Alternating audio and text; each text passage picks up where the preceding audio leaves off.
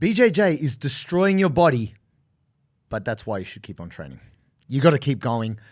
We've got to talk about it because a lot of us suffer and we have this little debate in our mind. Should I quit? Should I keep going? Is it worth it? And something came up, Joe, and you were mentioning this before. Yeah. So like our viewpoint, right, where, we're a couple of jarks, obviously, and generally, I mean, at least for myself, can't speak for JT, but logic prevails. And don't cast aspersions on me. Logic never prevails. But so it's often like we're looking at it from a sort of scientific standpoint of like, well, if something's causing you damage, you should probably stop doing the thing, right? And so in that sort of simple algorithm, there's a lot of people out there that probably just shouldn't train jiu-jitsu, right? Because it really does fuck up, like it really does cause a lot of damage for a lot of people. Sure. Right? Now, not everyone experiences this.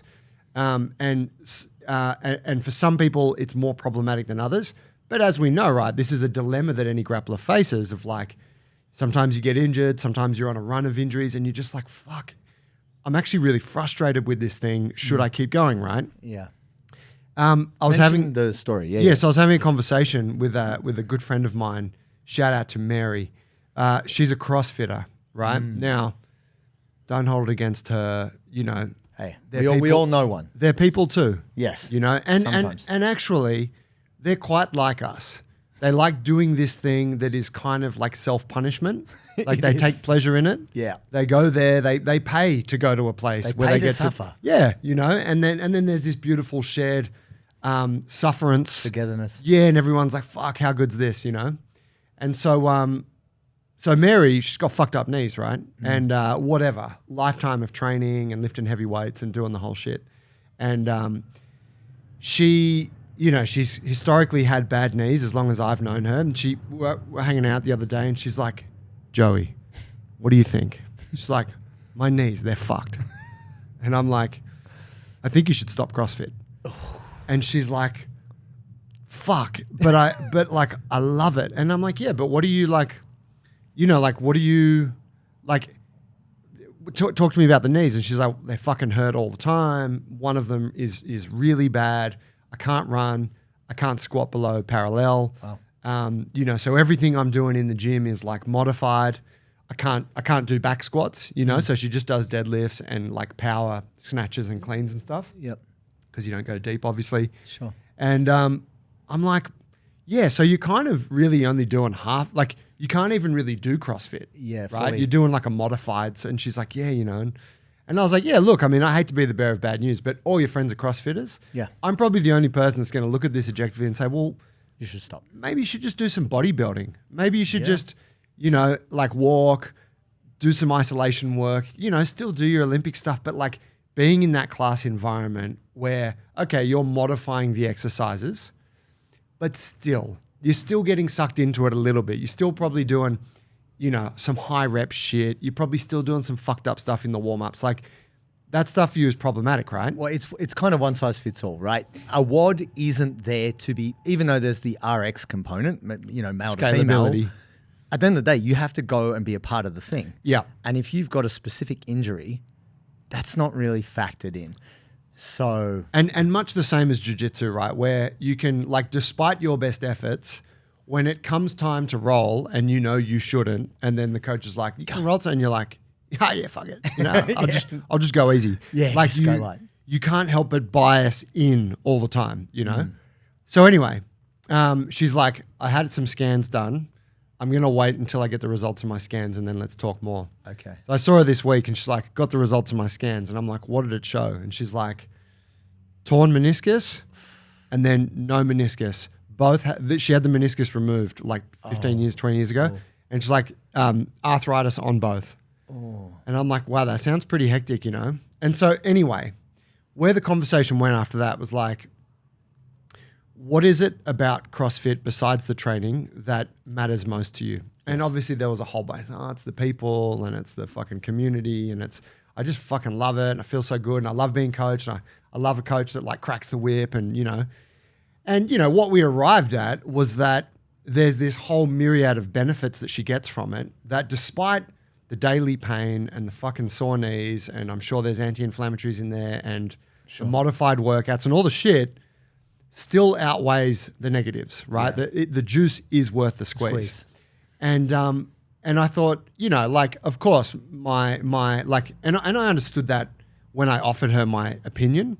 I knew she wasn't going to quit, but I'm like, you should consider this. Yes. But I think there's just something interesting in that, to be like, for a grappler, to reflect on, like, yeah, there might be a time when it feels like the juice isn't worth the squeeze, and maybe it's not. Maybe it's not. Maybe you should quit, or maybe you should take a break. But, you know, potentially wait it out for a little bit, let it simmer back, and then maybe the time comes again, it returns, where the juice is worth the squeeze. And you're like, you know what? Even though I can't train jiu-jitsu exactly the way I want to be and be the Andrew Tackett that I wish to be, it's okay. I still fucking, this thing gives me so much value in my life. Yeah, I hear that for sure. And I think for most part, my friends, I am here to save you time. I do not want you to waste time drinking Gatorade, Powerade, or any other suboptimal electrolyte drink. You know why? It's just sugar. I have the answer for you, my friends. It is Sodi, the sponsor of today's show. Sodi is the perfect mix of sodium, potassium, and magnesium. And those are the salts that make your muscles work so you can choke a fool. Also, is delicious. And when you go to Sodi, SODII.com.au, and use the code Bulletproof15, you get 15% off. So what you waiting for? Get the hydration, get the electrolytes, and get choking fools today. Any great gym, it doesn't matter if it's CrossFit or it's powerlifting or it's jiu-jitsu, whatever it might be, you do kickboxing, the sense of belonging is so strong. If it's a good group of people and they're your friends and you've done tournaments together or you've done the open together or whatever it is, the bonds you've formed and the experiences you've shared are not replicatable in any other way, really.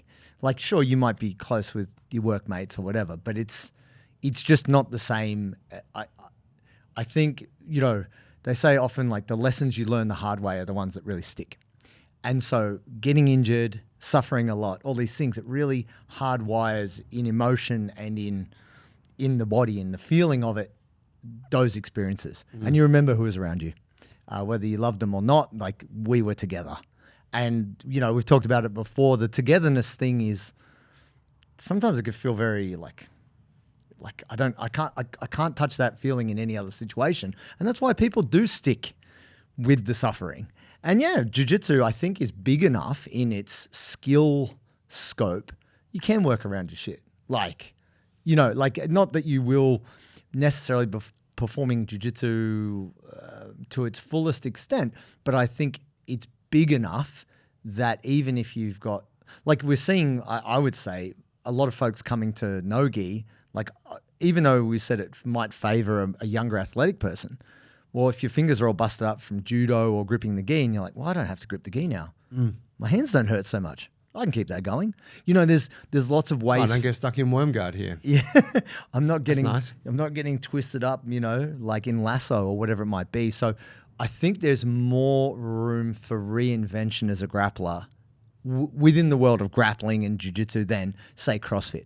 Like, if you can't lock out overhead, that takes away a huge part of, you know, what CrossFit is, right? In the same way, if you can't squat below 90, it takes that away. Whereas in jiu-jitsu, we've seen it. You know, we see people who are black belts and brown belts who don't have their full physical function, but still roll quite well based on the game they've built around their limits. Yeah, I mean, in a sense, like like jiu-jitsu is endless in that regard. Yeah. I mean, CrossFit's basically 5 exercises that just get recycled into different formats. Yes. And so those cunts they love that shit. Yeah, for sure. Wait, today we did the burpees before the kettlebell swings, and what? then we ran around the block. You're like, fuck, that's so good. Keeping handstand push-ups? It's so creative, you know. But no, for sure. And I think that this is the most confronting thing with anything you do in your life is you're constantly doing these little, is it worth it? Is it worth it? You know, like a business, a relationship.